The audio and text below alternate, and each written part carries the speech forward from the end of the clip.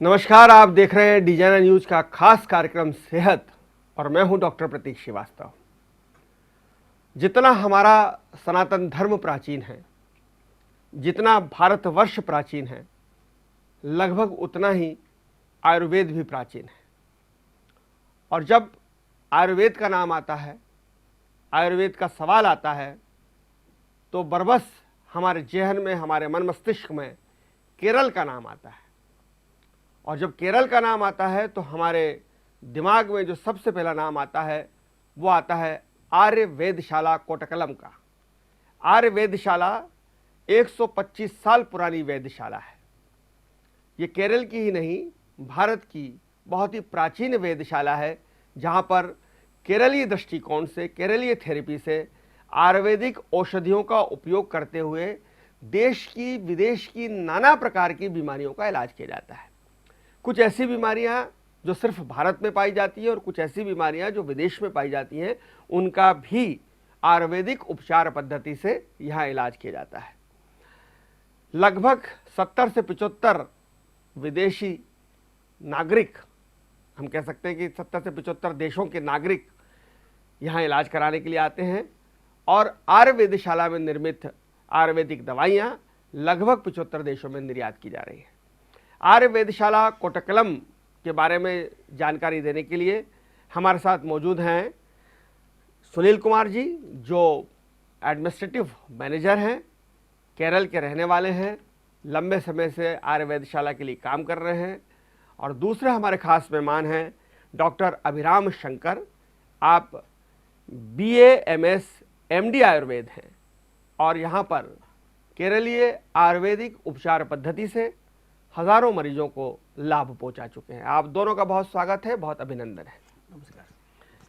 सबसे पहले तो मैं सुनील कुमार जी आपसे सवाल करना चाहता हूं, चूंकि आप एडमिनिस्ट्रेशन का काम देखते हैं, कि आर्य वेदशाला कोटकलम क्या है और ये किस पद्धति के द्वारा कार्य करती है? आर्य वेदशाला कोटकल एक चैरिटेबल ट्रस्ट है, 120 ईयर्स पुराना वाला है। ये कोटकल एक विलेज का नाम है, ये केरल का एक विलेज है। तो उधर ये किसके पास है कोटकल? ये कोटकल कालीकट के पास है, near Calicut airport, near 28 kilometre उधर। तो अगर हम इंदौर से जाना चाहें तो कालीकट हाँ, उतरे और वहां से फिर कोटकल जा पाएंगे। यस। और near railway station Tirur railway station है, उधर से 21 किलोमीटर नियर। और ये चैरिटेबल ट्रस्ट है और सभी आयुर्वेदिक पद्धति द्वारा चिकित्सा उपलब्ध है उधर।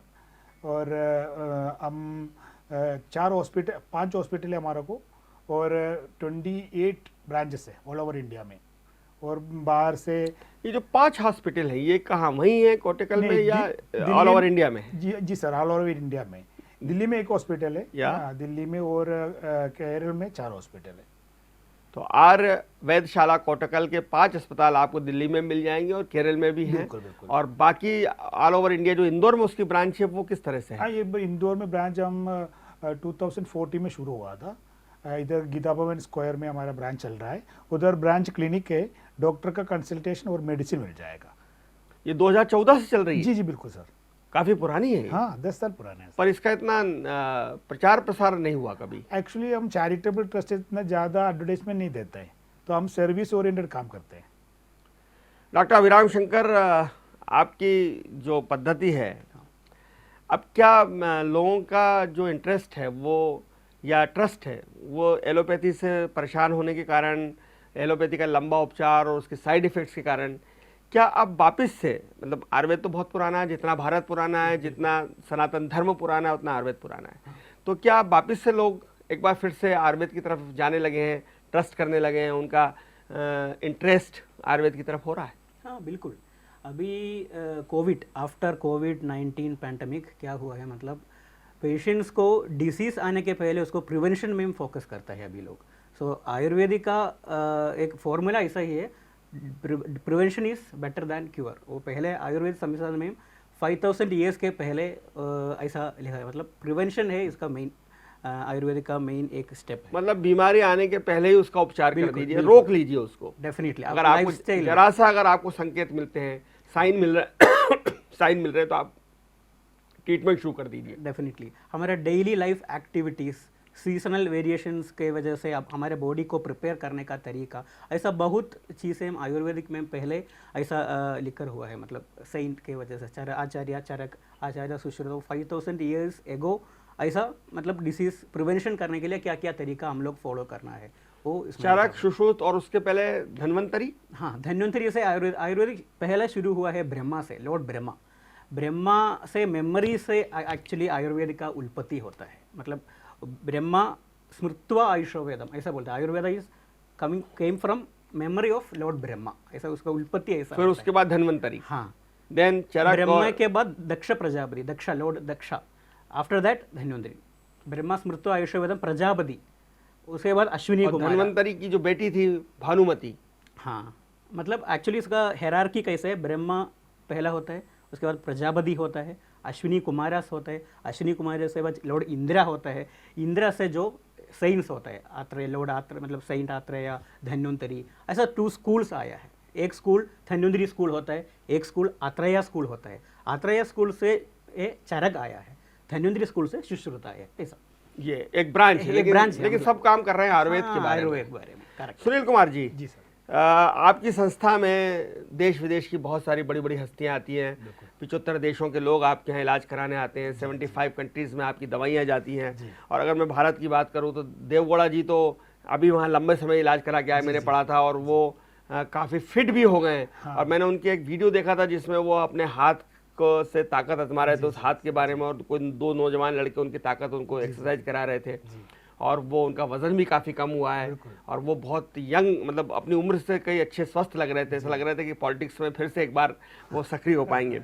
भारत की पूर्व राष्ट्रपति महामहिम प्रतिभा देवी सिंह पाटिल भी आपके यहाँ आती रही हैं। हमारे इंदौर के भी बहुत सारे अधिकारी, एक इंदौर के पूर्व कलेक्टर भी जाते थे, इंदौर के कमिश्नर भी आपके यहाँ इलाज कराने वहाँ जाते थे, मुझे ऐसा पता है, मैं उनका नाम लेना नहीं चाहूँगा, पुलिस कमिश्नर मनीष को। जी हाँ, नहीं तो ठीक है, सब लोग जाते रहे हैं। तो क्या आपके ट्रीटमेंट में ऐसा क्या खास है, कितने बड़े बड़े लोग आपके वहाँ आते हैं? एक्चुअली आयुर्वेद में परमानेंट क्योर मिलता है, मतलब इंस्टेंट रिलीफ नहीं है, वो परमानेंट क्योर रहता है, इसलिए सभी लोग आयुर्वेद का जानकारी मिलने वाला सब लोग के इधर भी आते हैं, और केरल में हमारा थेरापी सभी मिलने के लिए उधर भी आते हैं।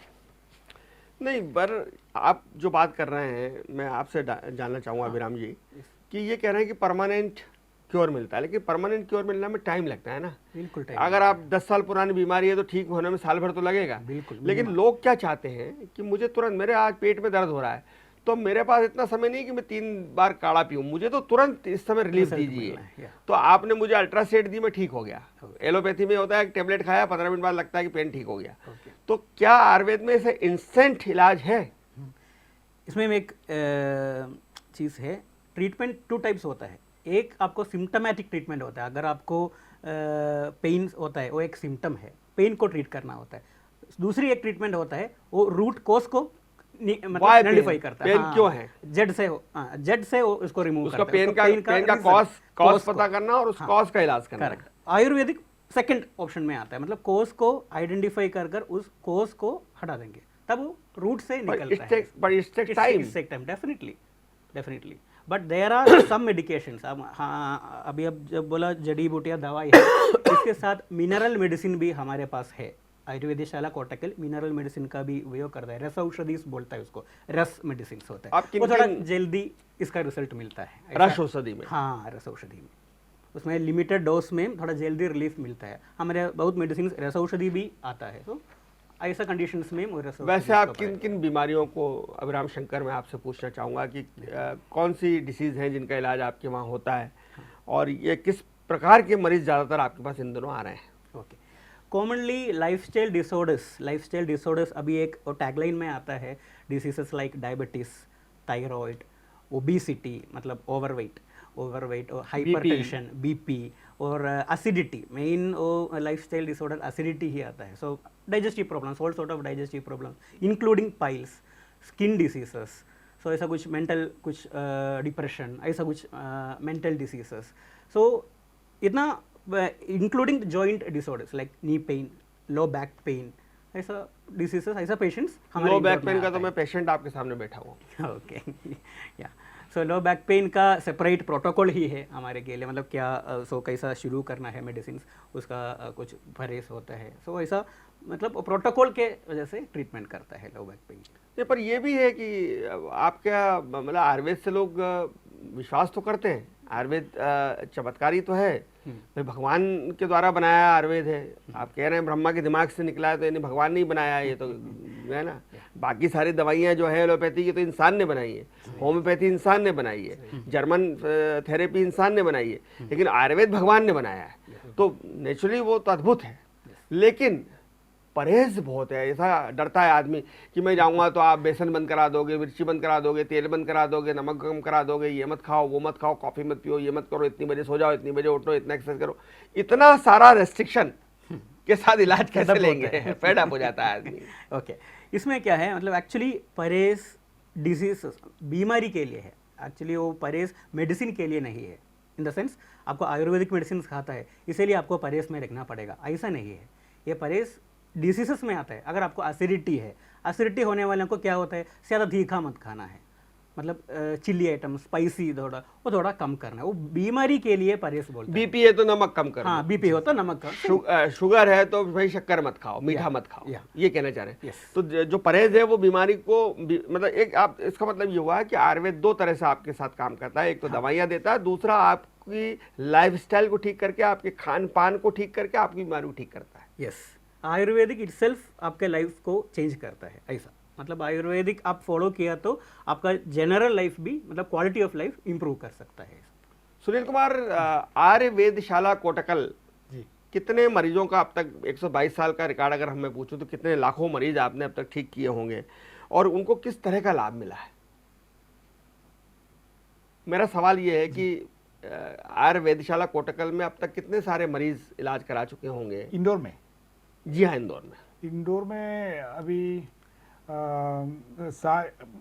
मतलब एक दिन 25-30 पेशेंट आते हैं, फिर और हम मेडिकल कैंप कंडक्ट करते हैं सभी इंदौर में, सभी संस्थान के साथ एसोसिएट करके, ये केरल समाज और दूसरा इंस्टीट्यूशन सबके साथ। संडे को भी खुला रहता है? नहीं, संडे छुट्टी है सर, संडे हॉलीडे रहते हैं, बाकी गवर्नमेंट हॉलीडेज में हम छुट्टी रहते हैं। तो आपके यहाँ संस्थान में आना पड़े तो खाली पेट आना चाहिए, क्योंकि आपके यहाँ ये कहते हैं आयुर्वेद में कि एक नाड़ी भी देखते हैं आप लोग, डॉक्टर साहब नाड़ी भी देखते हैं, नाड़ी शास्त्र जिसको हम बोलते हैं, तो खाली पेट आना चाहिए या आप नाश्ता वाश्ता करके चाय पी के आ सकते हैं? उसके बारे में डॉक्टर साहब ऐसा खाली पेट में आना ऐसा ज़रूरत नहीं है। अभी जो वो नाड़ी शास्त्र एक अलग शास्त्र है, आयुर्वेदिक में डिफरेंट, उसमें एक्सपर्टाइज चाहिए, उसमें उस एरिया में 2 साल 3 साल उसमें नाड़ी ही मतलब उसके एक्सपर्टाइज के नाड़ी परीक्षा। हमारे इंदौर में काछी मोहल्ले में अब तो वो नहीं रहे शास्त्री जी, वो सुबह 4 बजे से उनके यहाँ भीड़ लगती थी, लाइन लगती थी, वो नाड़ी पकड़ के बता देते थे कि आपको क्या क्या बीमारी, आपको नहीं बताना पड़ती, तो खुद ही बता देते थे। वो अलग अलग शास्त्र है। आयुर्वेदिक में उसका बेस आपके यहाँ कितनी बजे से ये अस्पताल खुलता है? 10:30 से। और कोई ऐसा जरूरी नहीं है कि आप जो है खाना खा के भी आ सकते हैं? बिल्कुल, खाना खा के बाद भी आ सकता है। तो अब तक जो आप 2010 से ये इलाज चल रहा है आपके यहाँ, मतलब मैं समझता हूँ कि लगभग 13 साल हो गए हैं। हाँ। तो अब तक आपने इंदौर में हजारों मरीजों को आप कह रहे हैं? बिल्कुल बिल्कुल, हजारों को मोर देन ऐसा बोल सकते हैं। अभी हम एक महीने में करीब 400-500 पेशेंट को देखते हैं, तो लाखों में होगा। और भी ये भी है, इधर से बहुत ज़्यादा पेशेंट हम केरल जाके थेरेपी भी ले लिया था। अच्छा, आप केरल भी भेजते हैं? हाँ, एक्चुअली सम ट्रीटमेंट में के लिए डॉक्टर साहब बता देंगे। हाँ, मतलब ट्रीटमेंट 2 टाइप्स होता है, एक इंटरनल मेडिसिन और एक्सटर्नल एप्लीकेशन से ठीक होता है, सेकंड होता है वो एडमिट ही कर सकता है, लाइक पंचकर्मा थेरापीज बोलता है आयुर्वेदिक में। वो हमारे थेरेपी क्या है? पंचकर्मा एक्चुअली 5 प्रोसीजर्स है। मतलब इसमें आता है वो वोमिटिंग टेक्निक, वमन बोलता है, विरेचन, नस्य, वो रक्तमोक्ष मतलब ब्लड लेटिंग थेरापी, ऐसा ये डिटॉक्सिंग करना है इसको? बस बॉडी को पूरा डिटॉक्सिफाई करता है। वमन का मतलब है खूब पानी पिला के और फिर उसको वॉमिट करवाना? पानी पी सकता है, दूध भी पी सकता है, कषाय भी पी सकता है, मतलब लिक्विड मीडियम डिफरेंट होता है। हाँ, काढ़े से। तो उससे क्या वॉमिट होगी? आप वॉमिटिंग होता है, सो अंदर आपको पूरा गैस्ट्रिक जो क्लियर होता है, हाँ, जो कफ है, पित्त है, वो बाहर आ जाएगा। और फिर दूसरी आपने क्या बताई? विरेचन है, वो एक्चुअली आपको लूज मोशन जैसा, दवाई खाने के बाद आपको पेट क्लियर होता है, तो वो उससे आपका जो टॉक्सिन है वो गुदाद्वार से बाहर आता है। वो भी वस्ती भी करते हैं सेम साइड में। एनिमा भी पंचकर्मा में एक है। तो ऊपर एनिमा में अलग अलग टाइप के एनिमा लगते हैं, कुछ नीम का एनिमा लगाते हैं, हाँ एनिमा एक्चुअली कषाय से बनता है, ठंडा और पानी का लगाते तेल हैं, से गर्म पानी का लगाते हैं, डेफिनेटली कोलेस्ट्रॉल ऑयल का लगाते हैं। हाँ मतलब उसमें भी ऑयल एनिमा भी होता है, डिकॉक्शन एनिमा भी होता है, वो डिफरेंट आप सिचुएशन के वमन अनुसार। करके पूरा बाहर यहाँ के ऊपर का बाहर निकाल दिया है जो चेस्ट वगैरह में जमा हुआ है, हाँ ये एनिमा लगा के आपको लूज मोशन से निकाल दिया। हाँ। और तीसरी चीज आप क्या बता रहे हैं? नस्यम बोलता है, नाक से दवाई डालना, तो इससे आपकी- specially for diseases related to ऊपर, मतलब आपको हेडेक होता है, साइनसाइटिस का इश्यू होता है, उस एरिया में हम लोग नस्यम करता है। नाक में दवाई डालते हैं, हाँ नाक में दवाई, उसमें छींकें भी क्या आती हैं या जो भी निकलते हैं। वो इनहेल करना है, उसे इनहेल करने के बाद स्पिट आउट करना है, वो जो कफ अंदर जमा है वो बाहर निकलता है। ऐसा 3 हो गए। चौथी blood letting therapy. Blood letting मतलब आपको जो ब्लड को, अगर आपको वेरिकोस वेइन है, वेरिकोस वेइन के लिए एक्चुअली ट्रीटमेंट है एक सिराव्यधम बोलता है, ब्लड लेटिंग।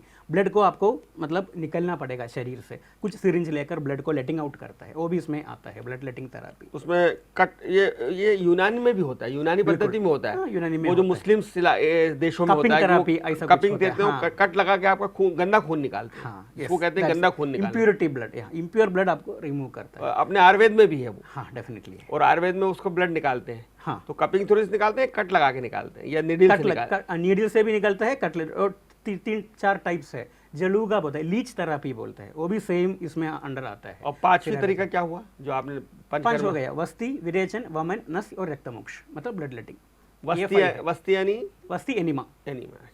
चलिए, ये आज मैंने आपसे पंचकर्म सीख लिया, मेरे दर्शकों ने भी निश्चित रूप से आपसे पंचकर्म सीखा होगा, और ये बहुत ही वैज्ञानिक पद्धति है जिस तरह से हमारे शरीर को डिटॉक्सिन करना, हमारे शरीर को शुद्ध करना।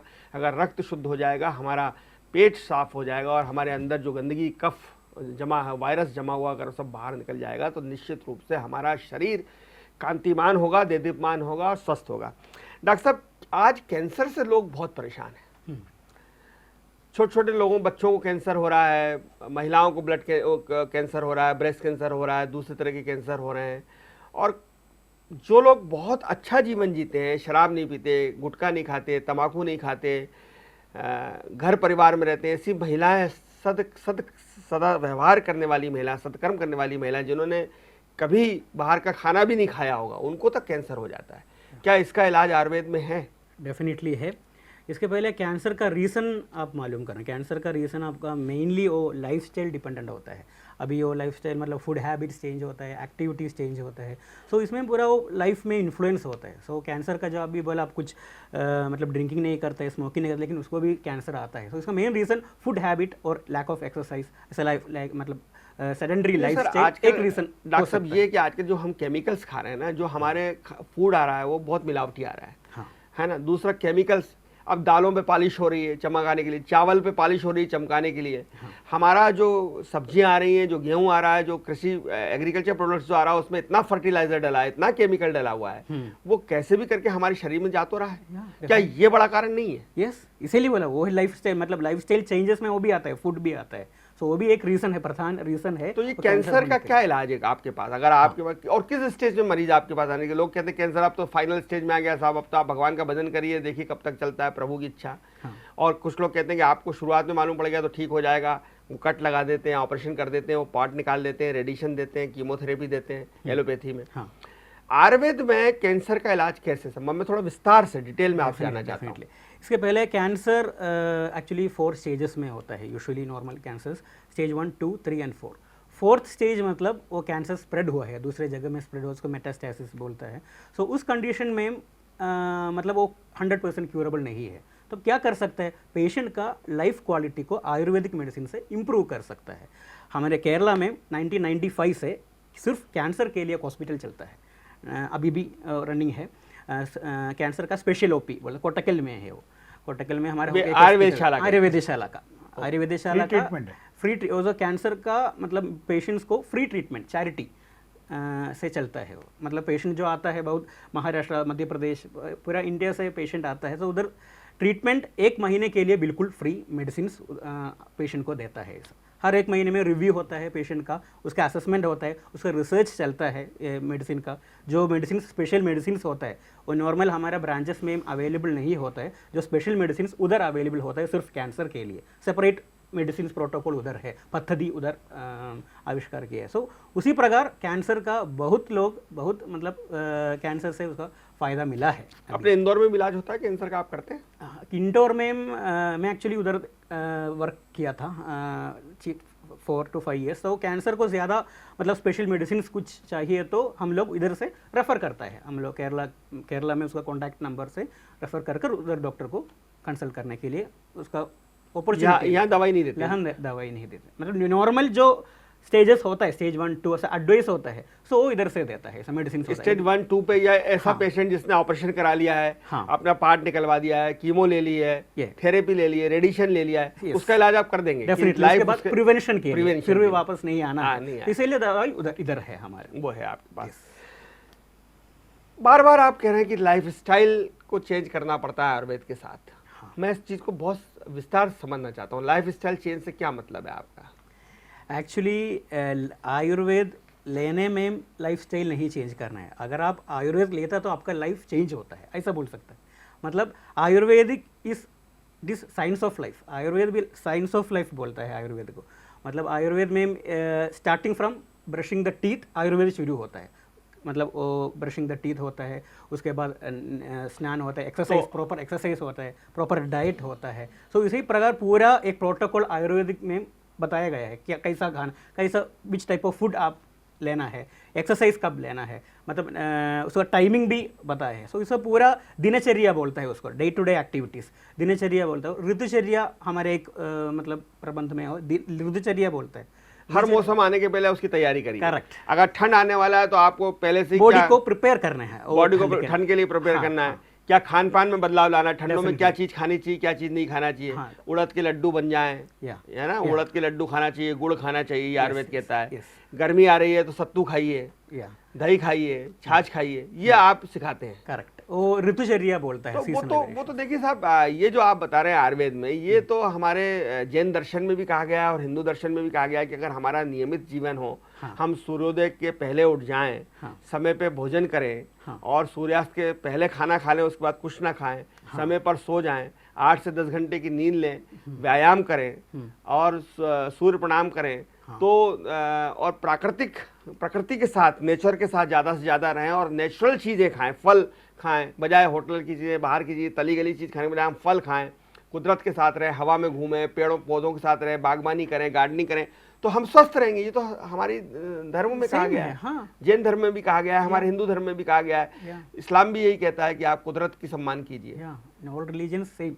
तो क्या तो फिर आयुर्वेद में नया क्या है? ये तो हमारे धर्म में लिखा ही हुआ है। हाँ, एक्चुअली इसके पहले आयुर्वेद की शुरुआत हुआ, मतलब आयुर्वेदिक से और लाइफस्टाइल से साइंस बनाया है। मतलब अगर आपको हेल्थी लाइफ को मेंटेन करने के लिए फोकस करता है आयुर्वेदिक में, मतलब आपको हेल्थ है, वो हेल्थ को कैसा आपको मेंटेन कर सकते हैं। उसके बाद सेकंड आता है, आपको कुछ डिसीजेस आता है, उसको मेंटेन करने वाला है।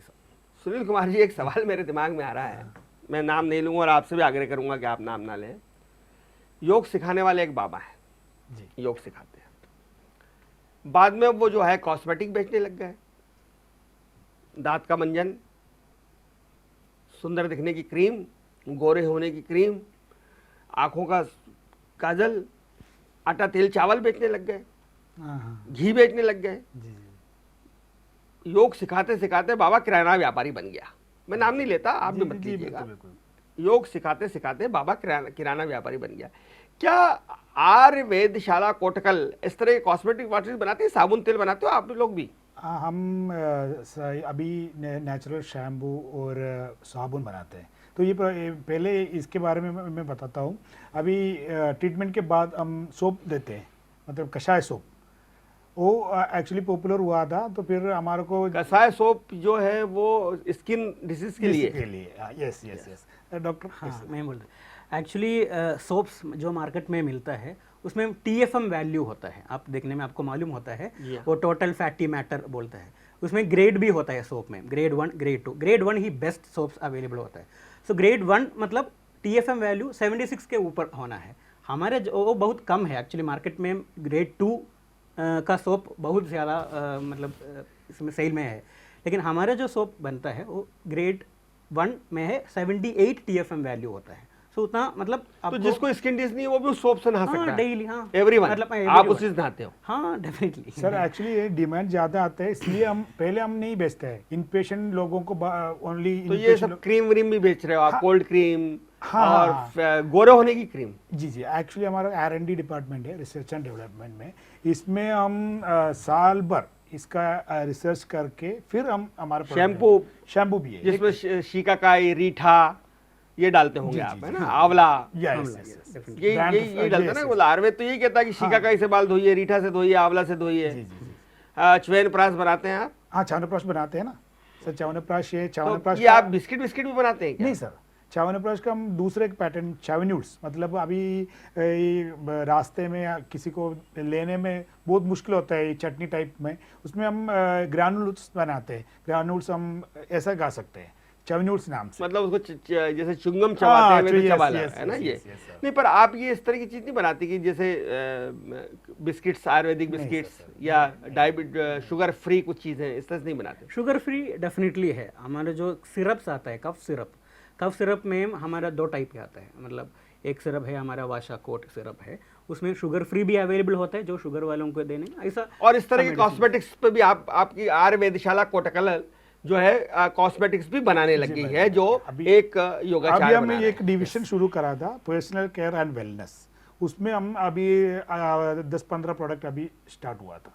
ये हेयर क्रीम है और शैम्पू है, 3-4 सोप है और बेबी ऑयल है। पाउडर है? पाउडर नहीं है सर। ओके। नहीं वो पाउडर नहीं है, बाकी सब 3-4 आइटम प्रोडक्ट्स हम शुरू होता है अभी। बहुत धन्यवाद डॉक्टर अभिराम शंकर, डॉक्टर सुनील कुमार, आपका। आपने बहुत जानकारी आयुर्वेदशाला के बारे में दी। निश्चित रूप से बहुत ही पुरानी वेदशाला है आयुर्वेदशाला, 125 साल 122 साल पुरानी वेदशाला है। और आयुर्वेद तो बहुत पुराना है, ब्रह्मा जी के दिमाग से निकला हुआ आयुर्वेद, और जिसको ऋषि सुश्रुत, ऋषि चरक ऋषि, इन लोगों ने जिसको डेवलप किया, तो बहुत ही अमृत है। और आयुर्वेद की पद्धति से अगर हम चलें, और आयुर्वेद में जैसा हमारी लाइफस्टाइल बताई, अगर हम उस लाइफस्टाइल से करें, तो कहा गया है ना कि सबसे बड़ी निरोगी काया, जो हमारे यहाँ कहते हैं कि अगर कुछ है नियामत अगर ईश्वर की है तो वह है स्वास्थ्य, हेल्थ। अगर हमारा स्वास्थ्य अच्छा है, हमारी हेल्थ अच्छी है, तो मान लीजिए कि हम दुनिया के सबसे सुखी इंसान हैं। और इसके अगर आप सुखी बनना चाहते हैं और दुनिया के सबसे संपन्न और इंसान बनना चाहते हैं, तो आयुर्वेद को अपनाइए, न सिर्फ दवाइयों को, बल्कि आयुर्वेद की जो जीवन शैली है उसको भी अपनाइए। बहुत बहुत धन्यवाद। देखते रहिए डी न्यूज़। खबरों का सिलसिला जारी रहेगा। नमस्कार।